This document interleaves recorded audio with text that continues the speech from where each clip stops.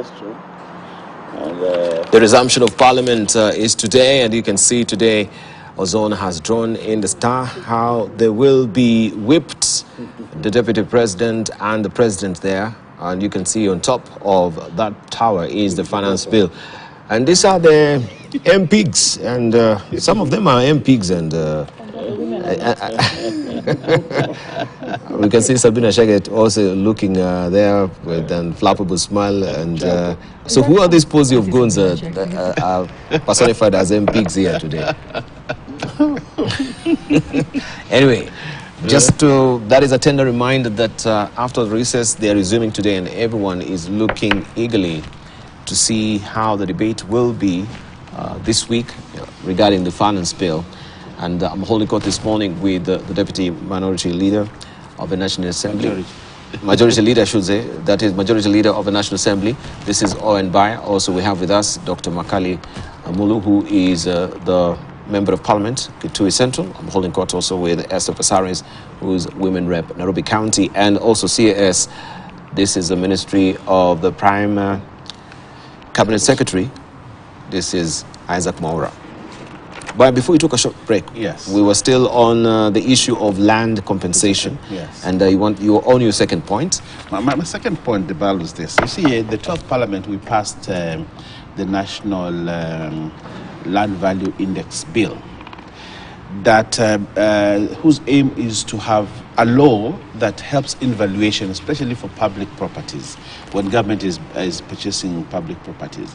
What has been happening, government has been ripped off big time by people who collude without a formula. You know, land valuers come and look at your house and tell you, because this house was bought at this much, or this land was bought at this much, yes, then yours should also be this much. You know, the parity issue, you know. So in the 12th Parliament, I think the the Land Committee midwifed that bill, and it was assented into law. I think a few amendments were brought on it, but this will help this country.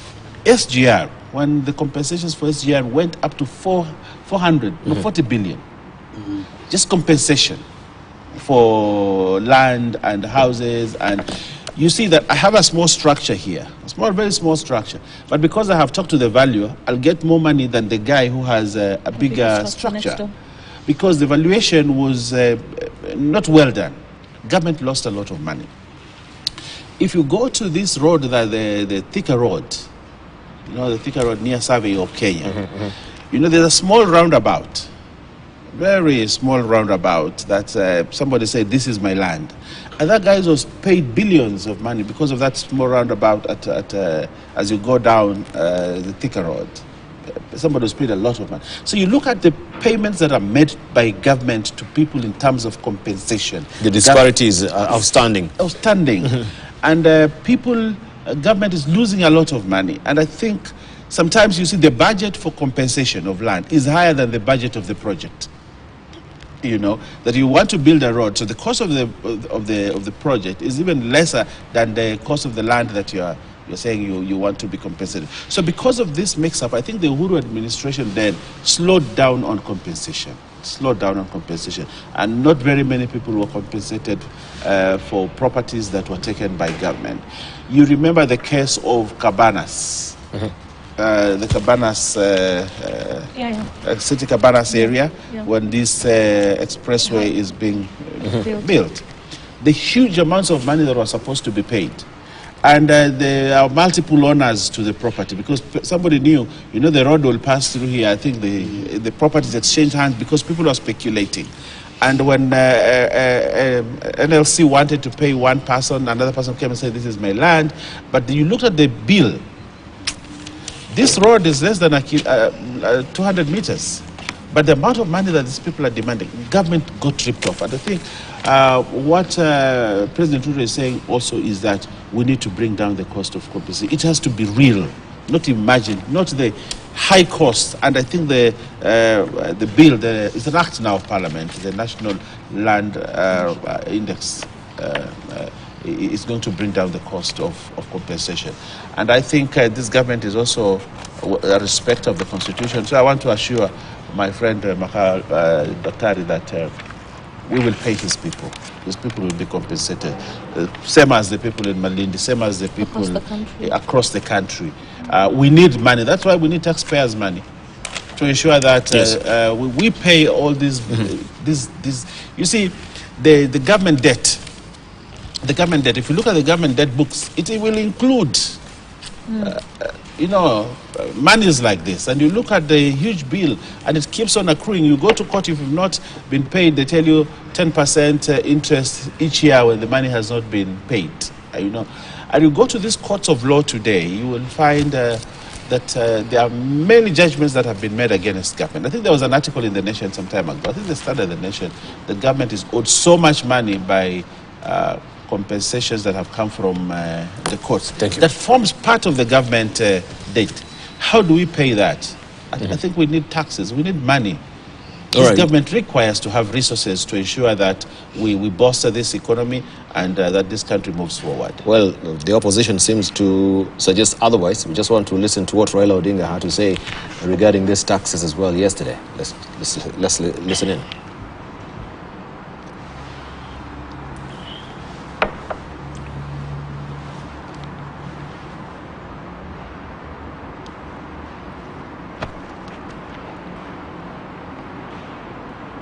Tutatoa taarifa yetu kamili. Tutaeleza Wakenya kinagaubaga msimamo wetu kwa nini sisi tunapinga hiyo mswada. Na ile hatua ambayo tunataka Wakenya wachukue. Hiyo mswada ikiletwa kule kwa vitisho na wakishurutisha bunge kupitisha hiyo mswada. I've been asked whenever I go, tangaza maandamano. Tamaza maandamano. We are putting them on notice. Tutatangaza. Wale wabunge ambao wataunga mkono hiyo mswada, nataka wale wapigaji kura wao waweke wao kwenye darubini ili wajue kwamba wao ni wasaliti wa wananchi wa Kenya. Uhusiano wake na yule chief Nderi Gachagua wa Ng'ombe ambaye aliuawa na Mau mwaka wa 1953 kwa sababu yeye mwenyewe alikuwa mshirika wa koloni. Alikuwa anashiriki kunyanyasa wa Mau wakati ule. Na tukisema kama baba yake alikuwa Mau, atueleze nambari ya baba yake katika hiyo jeshi la Mau. All right, that is Raila Odinga on the finance bill as well, and also compensation of Mau. I just want to begin that conversation with you, Esther Passaris, as it is right now, because we have also the court that has certified Omutata's case as urgent. This is against the finance bill that is moved to the court. He had been very categorical that he will do that. Now he has done that, and it has been certified as urgent. How will this also scupper the whole process? First of all, are you for or against? Or maybe this will be showing your votes. It will be public anyway. I mean, look, first of all, I mean, Omtata has gone to court, and we know that he's been a champion on a lot of issues that are of social justice. And of course, it is an urgent case, and he needs to be heard. I think there's areas on, is it a text, is it not a text? He raises some valid questions, so we'll leave that to the courts. It's in the courts, let the courts decide. And of course, he has to be heard before. That's why I think it was certified as urgent. When it comes to the finance bill, I really believe that our role as opposition has been played very effectively under the leadership of our party leader Raila Odinga. Having said that, I'm in the Housing Committee, all right? And being in the Housing Committee and having represented Nairobi and lived in Nairobi for over 20 years, I feel that housing is a very, very crucial and important aspect. You know, I've seen and I've attended the President's launches of high-rise Bukuru, and even I went to Mwavoko and saw the housing project there. And Mavoko, of course, people have not moved into their houses because there's no water. Obviously, you'll need money to sort out that issue as well. I support certain aspects of the bill, and I also support the fact that government will need money to run its affairs. Sitting next to my brother here, and he's telling me it's only 400 million, but I would rather 400 million comes from tax, right, than comes from debt. We don't want more debt. We need to manage our debt and get out of debt, and I like that aspect as well. It's a give and take. I sat down and worked out with my own company of 20 employees. I have a company with 20 employees where the earnings are between 25,000 and 70,000. And I looked at that company, and it's a property company, and I looked at that company and I saw that if I do charge, deduct the 3%, what would it cost? I told my accountant, work it out for me. The maximum was about maybe 1,200, the minimum was 300. People think it's 2,500 for everyone. I think the message has not been right. So it's 300. So I would deduct for my employees 7,500, and I would have to pay as an employer 7,500. My own tax would be 2,000. I'm wondering, then again, government will pay again 2,500 for me. We need the houses. It's another way to spur up the economy. I feel that we need to have decent housing. It's part of the SDGs. I'm also in the SDG caucus. Decent housing is important, with water, with electricity. You know, recently we had in Dagoretti North a young girl, Lindsay, 8 years old, from Muthangari Primary, sleeping at night on the corner of near, on the riparian land near the river, and Nairobi River swelled up, and it went over their house. The mother was 7 months pregnant. She couldn't hold her little baby, so the baby was washed away, and she was washed away, and we've never found her body. And I feel that we really need to eliminate slums, and this was Baba's vision, right? And this was Uhuru's vision. Even Azimio, we contained in our manifesto the need to improve and get houses. The question is, there's an outcry from a lot of people. But I want to say that without pain, there is no gain. We need to eliminate slums. Every corner of this county of Nairobi has slums, and it has a lot of things that come with it. The things that come with slums is increased crime, all right, because you've got the houses so close together.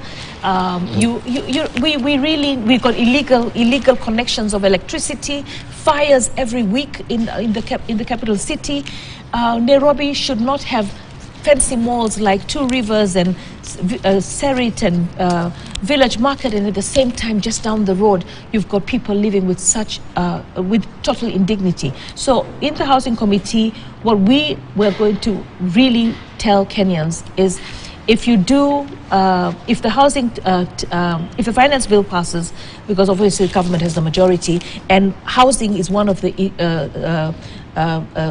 housing tax is going to be one, or the housing fund is going to be one of the taxes that will go with it. You know, let's give the benefit of doubt, right? And let's pray that the government deals decisively with corruption. If the government does not deal with corruption, we are going to have a massive problem. No matter how much we collect, we will not deliver the services. Now, Nairobi, we need at least 400,000 units of housing. All right, and so far I think we've launched about totally 80,000. If we're going to look at all the houses that we've been talking about, Makongeni, Kibra, Bukuru, we really need better housing for our people. And I think there has to be a lot of civic education, because the way we are calculating it, based on the 3%, it's obviously not the 3% or the 3% that's going to pay for the house. When you're allocated a house, right, you're going to have to pay your rent. Now, I like the rent to own, where you're not paying a deposit. Now, I've seen, it's private sector that is developing these houses, and the allocation for social housing is very little. All right, and I also don't want everybody that just because you live in a slum shack, you're given just a 1-bedroom or a 1-roomed house.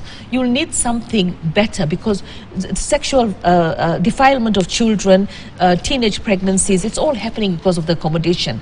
If you look at the UK, there's no way, if you're a family with children, that you're going to be given a 1-roomed house, because the children have to be in their own room.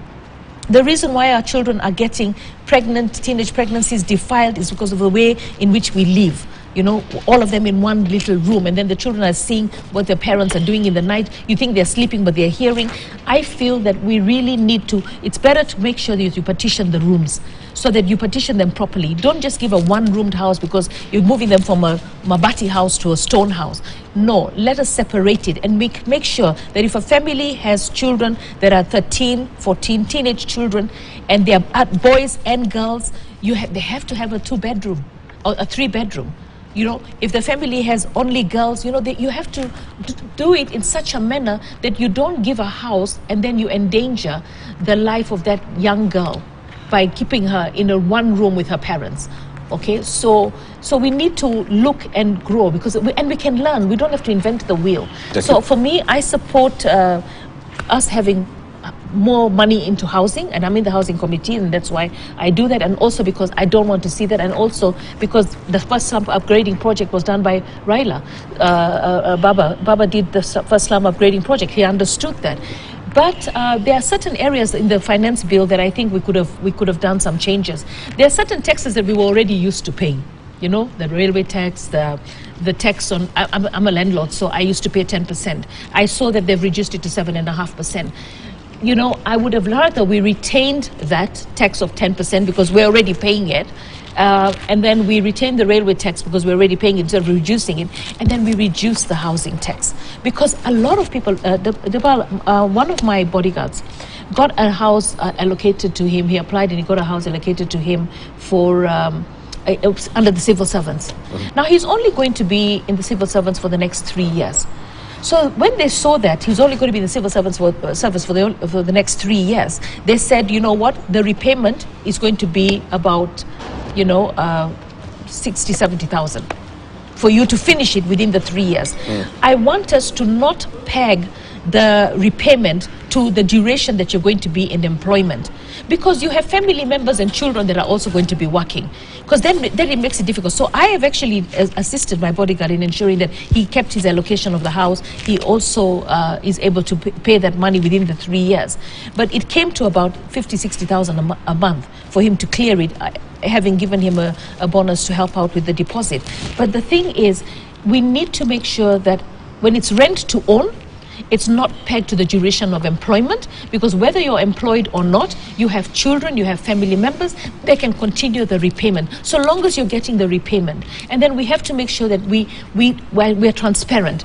If I'm married and I have children and I've been allocated one house, that's why the Huduma number was a brilliant idea, because you'll be able to see in a glance that Passaris' household has already been allocated one house. So you don't want to allocate 5 houses to one household, one family. You want to be able to touch every family. So we need to make sure that we understand the family unit. So if one family of 6 gets one house, you're touching a whole family, you know, so that you don't end up with one family of 6 getting 6 houses. Thank you. Right? So we need to really make sure that we are transparent. As you said, it's about equity. Thank you. Thank you. All right, let me come to Honorable Makali. On the issue regarding, is it Makali or is actually Isaac? It's Isaac, then yeah? It's me. It's you. Yes. it's Makali. Honorable Makali, first of all, because she's discussed largely on the housing, and I know we've been on that bit, I want us to focus on the voting in the House.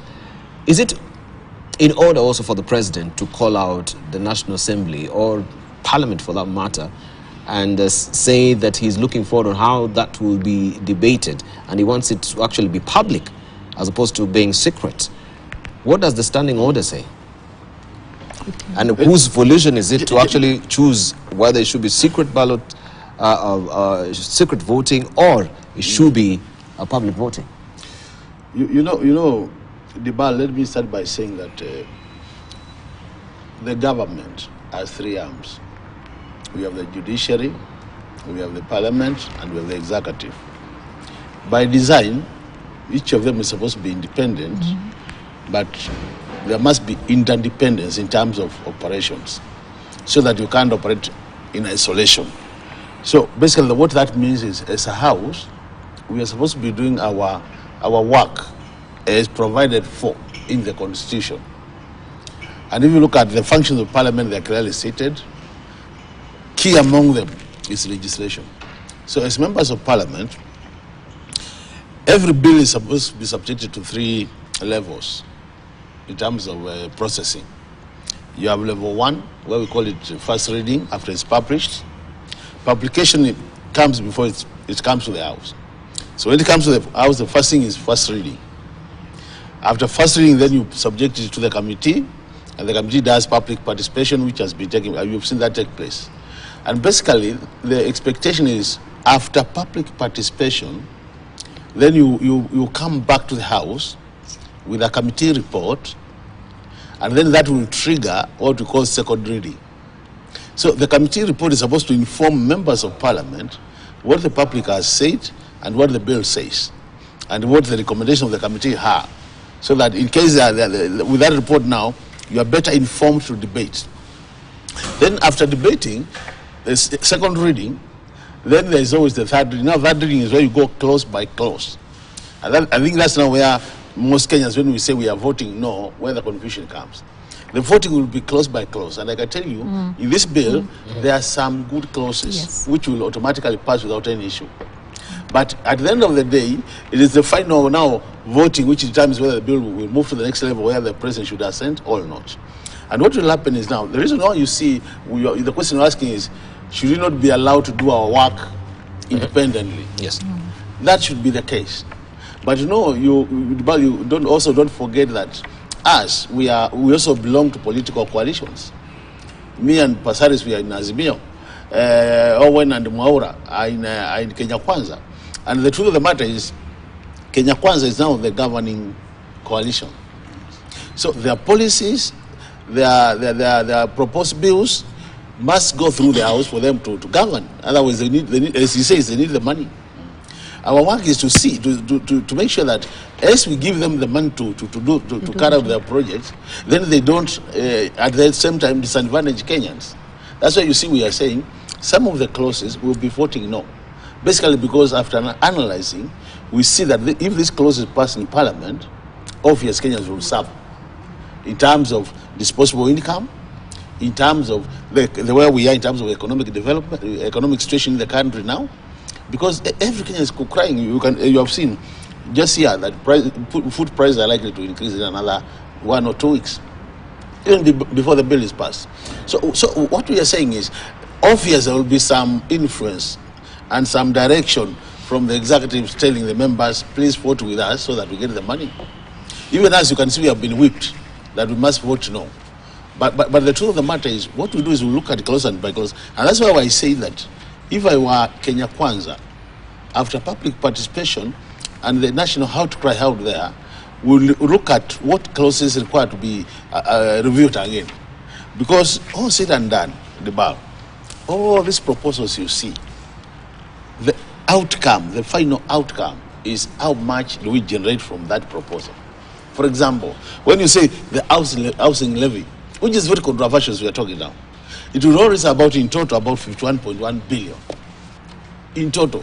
If we pass it today, for the next 1 year, Kenya Kwanza government will raise about 51 billion. Only. So the rest of the money will come from other proposals. So the question we have been asking ourselves is, now with the controversy surrounding this particular levy, we know the objective is very good, and no Kenyan says we don't want houses. Yeah. We all want houses.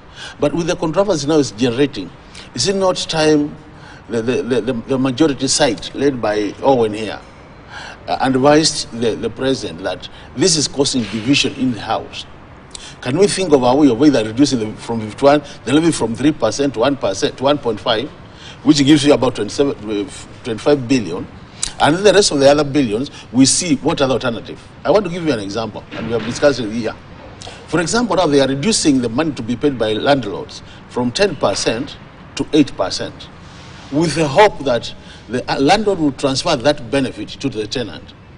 Can we look at how much we are generating by we are losing by that reduction? If it is 25 billion, why don't we push it back to 10%? Because I can tell you for sure, all of us here, mostly we are landlords. None of us will transfer that benefit to the tenant. It's a fact. So why don't we push it back again to 10, because 10 is already there and is in the act. So that we push it to 10, and if we are able to generate the 25 billion, the difference of 25 billion from there, then I can tell you, if Owen Bayer came with a proposal, gentlemen, we have realized this is a big problem, honorable members. This is a big problem now. As a government, we have decided to push to reduce this from 3% to 1.5%. That will obvious improve the environment. There's give and take, and if we do that, you realize that our issues will be accommodated, and we'll also accommodate them. At the end of the day, we don't want to deny them resources. Taxation is a must. We must pay taxes for the country to grow. When they have sold their manifesto to Kenyans, and Kenyans have voted for them, so they must also implement that manifesto for them to remain relevant. So we can't really cut the resource flow. But as we provide the resources, we must also appreciate the current economic situation in the country. Kenyans are crying all over, including voters. I can tell you for sure, if it was to be open, when he was running them down there, they must have been telling him, Mheshimiwa, tunakupenda. Lakini, hii kitu, ukigonga, yes. Yesterday I was one of them, I will not name them. We were doing the budgets yesterday, and so that today we table it. And one of the members of parliament from Central Kenya was telling me, you know, Mheshimiwa, actually, as we are confused. Because mimi watu wangu wameniambia wananipenda sana. Lakini kigonga kitu, yes, watanifuta kasi. So I'm in a dilemma, what do I do? And that's why now MPs in such a situation, what they are praying for is a situation where we get to a round table and look at this bill and see how we can harmonize the proposals to a level that we come to the house and say, gentlemen and ladies, we agree, let's vote for this bill now. So it is very smoothly. If it goes smoothly by just saying yes, that would be the best. You see, the nays have it and the ayes have it. That would be the best, because nobody will be, you can shout, you might not shout. So nobody will know who shouted most and who didn't shout. But now, if that doesn't work, and we go to a division, yes. And division now means, after we either the ayes or the nays win, at least 20 members of parliament stand up to say now we are calling for a division. If we get at least, I think there are 20. No, I'm at 30. I think they are just 20. If 20 members just stand, yes. and the speaker counts, yes. from 1 to 20, yes. so long as there are more than 20, yes. then that means you go for division. 30.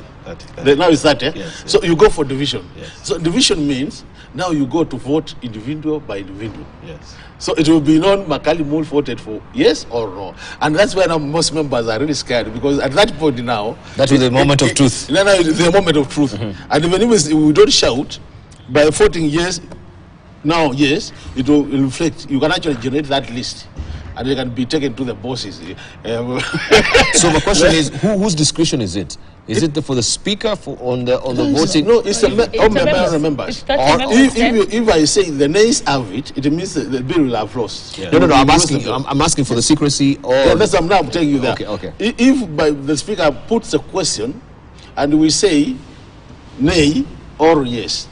If the speaker says the nays have it, and those who had said yes, they think the speaker is unfair, they will not stand up. Yes. And that's the division now. No. If it counts up to beyond 30, yes. then that's division. So you go now to vote. You'll be called individually to vote now, or you'll be given, you will vote through the machine, and it will show now who voted yes and who voted no. The yes or nays, it doesn't show. Yes. Right. Let me come back to Isaac Mwaura, who's sitting here like a judge, listening to all of us. And he's about to make his own, to make his judgment. Right. Makali says that, first of all, if maybe we could revise that particular housing levy from 3% to even 1%, that will be a better place to begin. Yeah. We've had the president who's met some of his trade unionists as well, and even the Federation of Kenya employers, and they suggested that we could review the 3% to 2.5%, and the president has not taken that particular advice or had it that we can go back on that particular note. If you're talking about a win-win solution here, and is very open to listening also to what Wananchi is saying, would this be a good happy medium?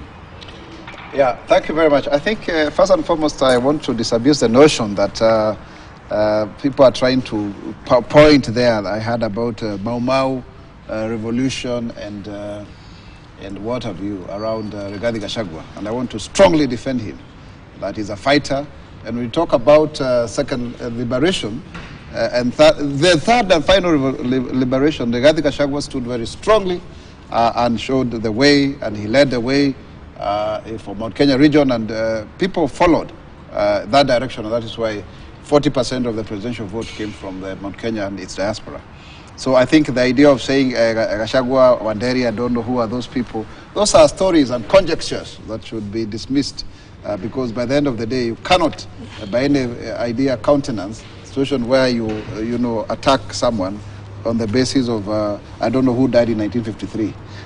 Those are histories. Let me come to the issue. You know, you are saying, when a judge is writing, then you know you are saying something very serious. But I really liked what Esther Pasari said. She gave a very good breakdown of the housing levy. And I want to imagine the debate in the House is a give and take. And Owen is a deputy majority leader sitting straight below Kiambu UDA coordinator Ishongwa as a majority leader, and I was a secretary anyway during the presidential campaign. So I think there should be that give and take in my humble submission. I think Makali Mulu, you are making a very good point. What are we losing by this 8% versus 10%?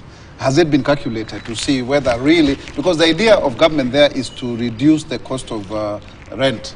But the Diraju says it's not going to do so. No. If your target is to get 500,000 or 1 million from your apartments, that's what you have. Maybe you have some mortgage obligations that have to be met, and of course there's also the shortfall of maybe 1 or 2 houses are not occupied. So those are the kind of proposals, because sometimes when you listen to the people that are opposing the bill, they are not giving counter arguments, counter proposals, rather than just opposing for the sake of it. So I think there is agency, whether it can be reduced from 3 to 2.5, it can be explored, whether you need to, because for every shortfall, if you look at the plan, we have what you call a neutral budget. So where you remove amount of money here, you have to compensate with another, that kind of thing. So that kind of budget neutrality is what we expect that should happen. Of course, it follows that party loyalty is very, very key. And I think I would encourage, party caucuses around Parliament, so that then people are able to understand these issues, other than the politics of it. Because when you say that we are going to withdraw the bill because of unpopular sentiments out there, you will find that it's like the Constitution. People are saying if so-and-so has voted for it, it's good enough, The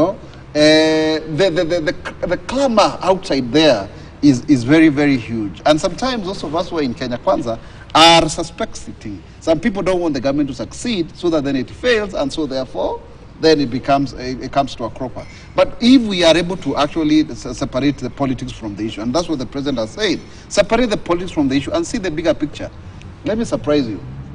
KRA advertised for revenue assistance jobs. Revenue assistant, D+ minimum requirement, salary about 53,000 or thereabout. Do you know how many Kenyans applied for 1,650 slots? 2.4 million people have applied. I think this must be the hugest number of jobs, and in the number of people who applied for one single job. That tells you the high number of unemployment. It's too high. Yeah? So we need to do something. We need to do something. I mean, we all have here relatives who are asking us to use our leverage as politicians to get them jobs. Where are they going to do so? So this housing plan is really a job creation enterprise. It's not really because people cannot make houses out of thatches and bamboo, and where maybe some of us grew up. But decent housing, and the dividend of owning a decent home, it even increases your self-confidence. It improves your status in society. It makes you believe that you can make it happen. When we go to these other jurisdictions at the bar, we love them because they are well planned, not because they don't. The same capital investment is here in Kenya, but because of poor planning, issues of corruption, which is very high. I think we are a huge corruption enterprise. But on this one, the president has said the buck stops with him. I was watching and listening to him as he was having a conversation with the private sector and the county governors last week on Friday. And it was a very wonderful conversation. He said, because there was actually a protestation from one of the private sector, property, one of the employers, saying that, yes, we agree with you, but the issue is corruption. Then the president answered very clearly, said, if it's a matter of corruption, we cannot throw the baby with the bathwater. And you can see he's taken very serious steps around the issue of KEMSA. You even read the story about the new boat send people packing. That's the kind of information we need to have and the kind of momentum so that people can have confidence. And if you look at our roads money, every year we get about 50 billion to construct our roads. There's the same amount of money we are getting from the housing levy. So you can imagine the multiplier effect. And I want to give an example of the Hustler Fund. The government invested 30 billion, but then Equity Bank put out another 200 billion in similar kind of scheme. Today, Safaricom is telling us 2 million people have subscribed to M-Pesa alone. I think they're even splitting the two. So you can imagine 2 million Kenyans have showed up just because of the Hustler Fund. Just like the way Mwai Kibaki introduced free primary education, 1 million children showed up to school until Bill Clinton came up to see who is this revolutionary president. Now, in terms of our economy, I am extremely excited, Debal, because for the first time, this is the most contested, the most debated finance bill. And President Ruto owned up to that and encouraged that debate during his Madaraka Day speech. For the first time, Kenyans are discussing real issue. You go to the streets, you go to the markets, you hear people talking about public debt. People are realizing, I mean, and that is a shift in conversation. So I think it's a watershed. I call upon members of the National Assembly to really put the country first in two ways. Not just to oppose for the sake of political grandstanding, but also not just to support because it is convenient. Let us find a consensus. And let us not deny this government money, because government can only raise money through borrowing or through revenue. Certainly, we have to cut our cloth according to size. And this is a critical juncture. I think the housing levy is a poster boy or poster girl for this whole debate. Because there's only one proposal out of about 15 to 20 levies or revenue-raising measures that are there, that some are very progressive. Like now, the issue of furniture. Furniture, why would you want to buy new furniture from China just because it is ergonomic, it is looking good? And the other day I was passing by Kawasukari and I was actually putting a thumbs up to some young man because he had made very good two kind of sofas, sofa sets there. And you could see the quality was much better. And the case has been made that if you actually have more demand, then the supply will also improve in terms of quality. But if you have low quality, because then you get high quality because of middle income ostentatious consumption, then people will go for preference because it's coming from France, it's coming from China, and then you are killing the local market, and we are losing a lot of revenue and also foreign exchange in that regard. So I think let us look at it from that point of view. We may agree to disagree. I do not agree with the issue of calling Maandamano back because it makes for political capital, but elections are not tomorrow. And I want to give comfort to any member of parliament who is fearing that they are going to be unpopular with the people. Truth of the matter is, this parliament did very well, the 12th parliament, because 55% of members of parliament were voted back. Otherwise, the trend is 60-70, and I don't think it is because people are good or bad, really. It's a trend. And at times, as a leader, you have to make a painful decision that is beneficial to your people. But if you pander to popularity, like a friend of mine who I'll not mention, you run the risk because popularity is mystical. Today you are very popular, because somebody shouted to you very nicely at the market. 2 months down the line, it doesn't matter. And yet you took a political risk in that regard. Tomorrow, if the housing fund is properly implemented and people are able to get these millions of jobs, they will come praising the members of parliament who made that decision. And I want to give an example of the BBI.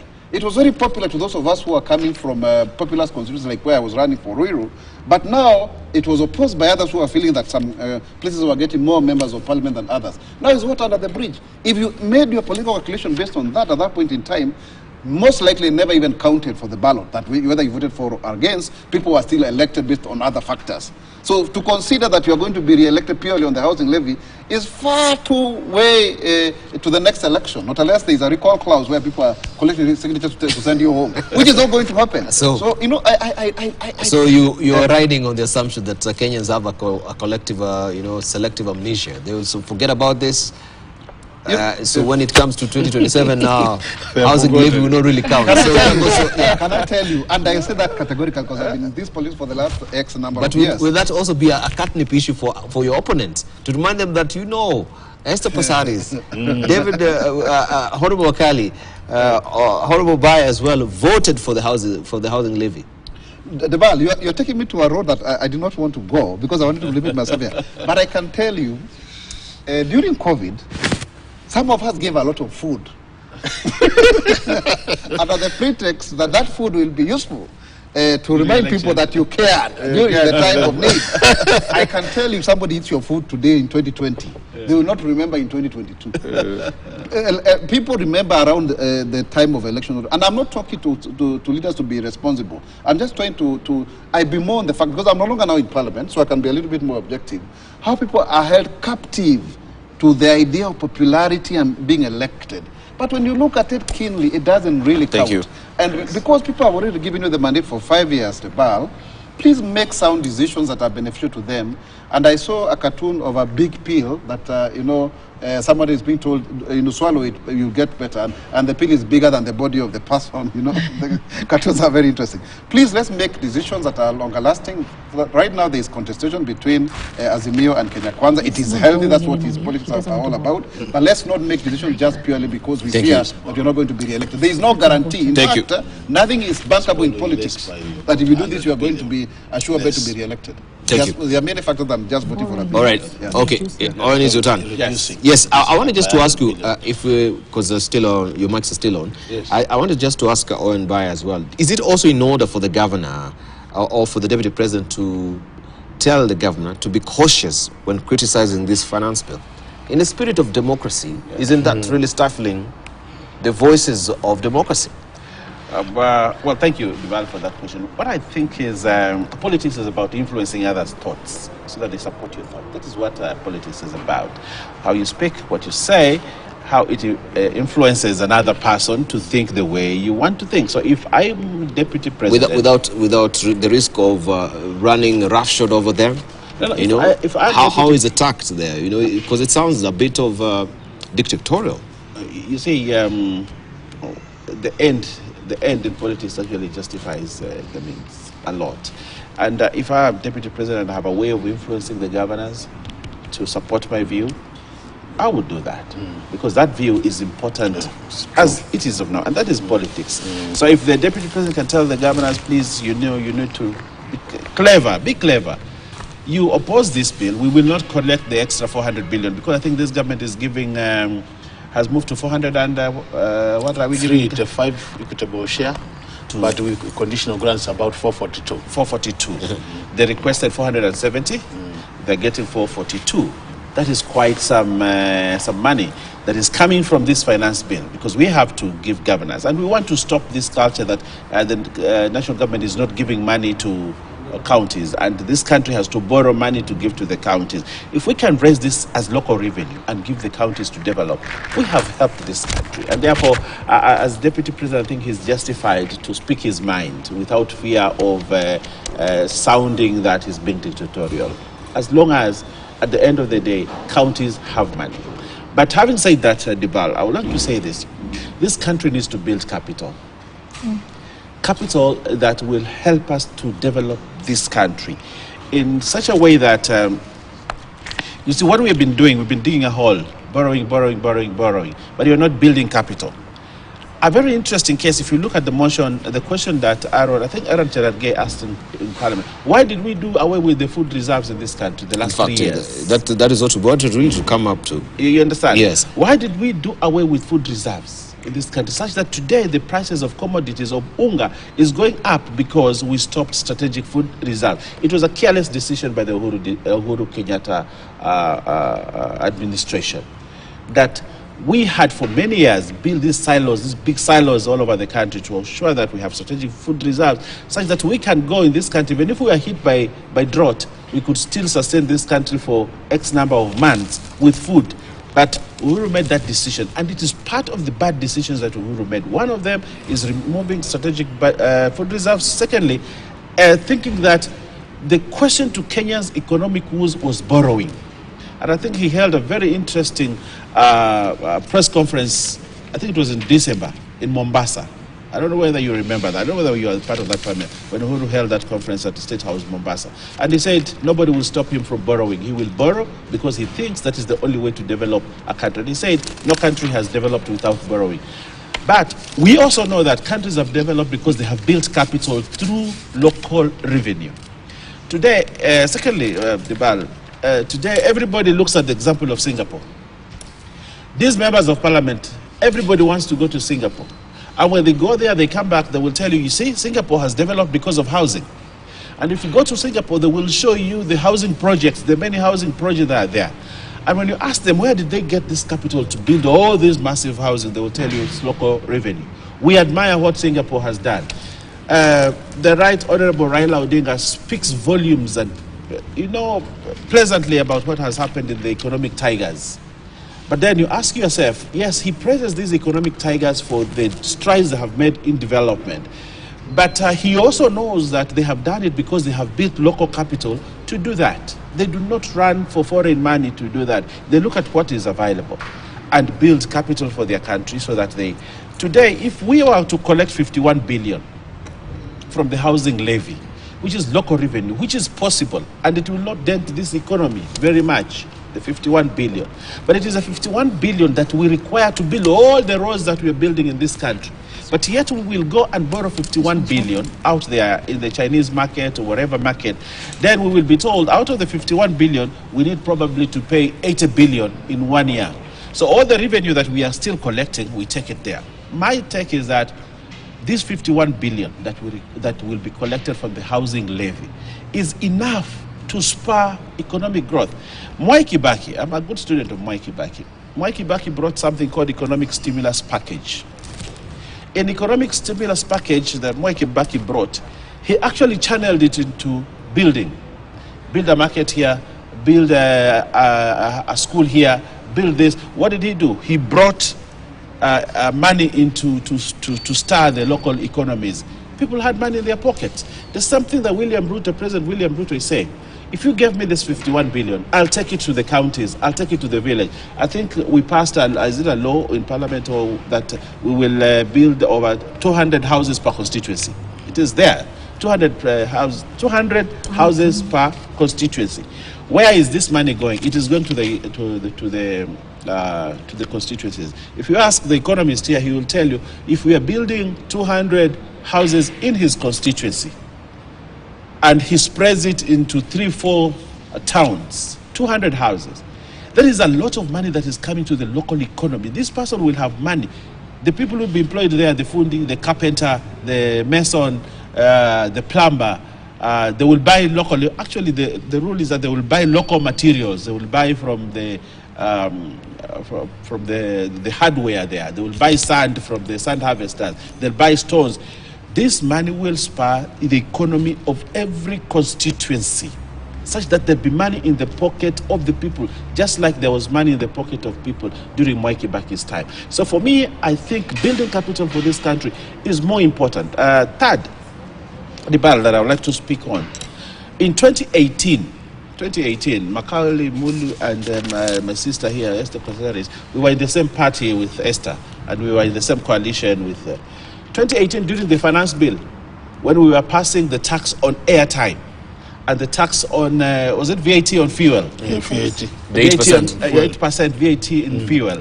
And I think other taxes that came in the 2018 bill. I was in their coalition. We were called to Orange House. I think Esther remembers. We were called to Orange House. We were called to Orange House. A lot of us said, no, we will not vote for that bill. But Raila Odinga stood and said, he said one statement, the president requires money and taxes to run this country. And therefore, we must support what the president is doing on airtime and on fuel. I opposed it. Esther remembers. I stood up and I told Raila Odinga, although you have asked us to do it, personally, as a member of Kilifi North, I will not support it. And that is where my woes with ODM started during those days. And I think Junet said very unpalatable things to me. But they had already drafted a statement and they were rushing to issue a press statement. But I think I stood 5 times to tell Raila Odinga, you're taking us the wrong direction. But he stood up and said, no, we must support Uhuru Kenyatta on this. Those 2 articles, I think there were 3 items. They were voted in. We came to Parliament, it was very acrimonious. And I think I went to Nation and said, if today if Parliament was given an opportunity, Uhuru Kenyatta would have been impeached in the House. Because the tempers were very high. It was war. It took, during the committee of the whole, not always that the speaker sits in the committee of the whole, but that day, Muturi sat as chair to actually push that agenda, and it passed. But that noise, how much of us actually felt the pinch in terms of economic downturn for families and all that when we passed those two levies, which were very unpopular by that time? How many of us were affected at the ballot by that vote when we came to 2022 election? Again, selective amnesia. Yes, it happened. So what I'm saying is, Raila Odinga needs to be truthful to this country. He needs to be a politician that can be judged by the international standards of politics. In the United States today, in the Congress, if you stood to oppose a bill on finance, they expect you to be consistent. Right. They expect you to be consistent. But allow me to Where is the consistency in Raila Odinga's politics in terms of financial management and taxes in this country? Because today he says this, tomorrow he says this. I think we need to hold him to account to his statements over the years and ask him, please show us the consistency in politics. Thank you. He should not brainwash people just like Honorable has done in I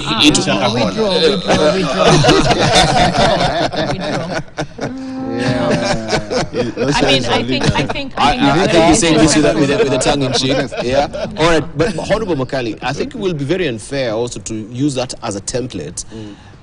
If you hark back to that stream of time that we were in there, if we compare what the world is going through right now and the country is subjected to with externalities, inflationary rate rising, we have also the cost of fuel going up and it's bound to go up again and again.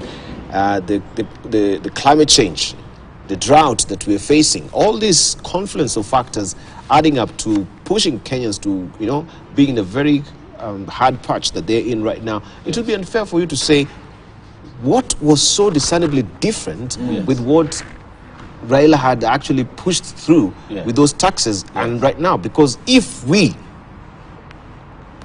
yesterday we had a very interesting editorial cartoon that we are actually teetering on the edge of the cliff. Kenyans now, when they will be pushed to these taxes, they will actually be going down the cliff as it is. So it would be very unfair for you to say there was nothing that really we felt in our pockets then that is going to be changing right now because things are different. If you allow me to, I'll tell you. Today, if we continue to borrow, we will get to that cliff faster than any other time. But aren't we borrowing? But you see, the government has said it's not borrowing, but we are still borrowing. We are covering the gap of borrowing by 400 million. 400 million, 500 billion more by looking at local revenue and reducing borrowing by over 300 million. 300 billion. We are reducing borrowing by 300 billion because we want to use local revenue. Today, Njuguna Ndungu happens to be a good friend of mine. Once in a while he talks. He tells me, Owen, it feels so bad today when KRA collects all the taxes. When they bring it to us at Treasury, the first thing we do is we give all that money to the Chinese and all those other people. And you remain with nothing, and yet there are very many people here looking at you saying, where are salaries? Where is payment for roads? Where is this? And yet you have money in your hands, but because the law states that the first charge is to pay debt. Now you have to use all that money, give it to other people, and look at your citizens, and you give them nothing. All right. That is what we want. That is how it is to push this country to a cliff when you are always borrowing and paying debt. Eventually, we will be borrowing everything. We will be collecting everything. Thank you. Pay debt, then it's we 8 now o'clock. Borrow again for recurrent. I need to take a short break And take another turn. All right, we'll still latch into that because the whole issue about the finance bill as well, everyone is talking about, and I was raising this on the quorum yesterday, is the fact that we are saddled with so much debt that the government is looking every which way to make sure that the coffers are full by taxing Kenyans. You are operating on 80% going on debt servicing. 20% left for salaries and developments and also always asking the revenue for the counties. Very soon we shall be allow me to take a short break. CDF. Allow me to take a short. So tell us the truth. Is it truly for the benefit of Kenyans, or is it just the repayment of this debt that we have the Bretton Woods institutions holding Kenyans on? We take a short break. Thank you.